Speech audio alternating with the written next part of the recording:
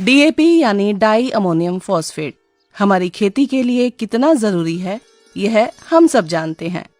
जड़ों की मजबूती और अच्छी पैदावार के लिए डीएपी जरूरी है, इसमें कोई शक नहीं।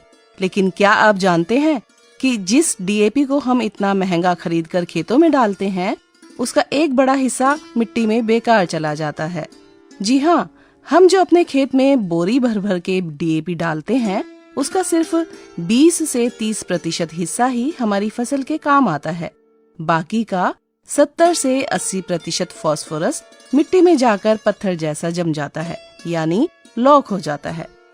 अब जो चीज मिट्टी में कड़क होकर जम गई, उसे पौधे सोख नहीं पाते, यानी 100 में से 70 से 80 रुपया बर्बाद। यानी अगर हम अंधाधुंध खाद डालने के बजाय मिट्टी की जांच कराएं, जितनी जरूरत हो उतनी ही खाद खेत में डालें, तो पैदावार कम किए बिना हर सीजन 2000 से 3000 रुपए तक बचा सकते हैं। इतना ही नहीं, एसएसपी और टीएसपी जैसे और भी सस्ते और असरदार विकल्प हैं, जिनका इस्तेमाल किया जा सकता है।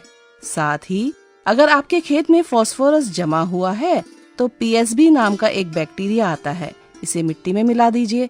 यह मिट्टी में पहले से जमे हुए पुराने फास्फोरस को पिघलाकर पौधों के लिए खाने लायक बना देता है।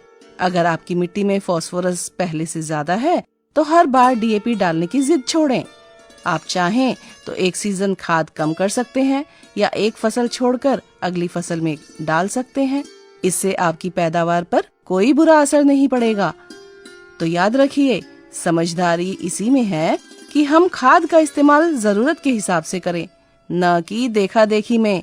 इससे मिट्टी की ताकत बनी रहेगी और आपकी खेती भी फायदे का सौदा बनेगी।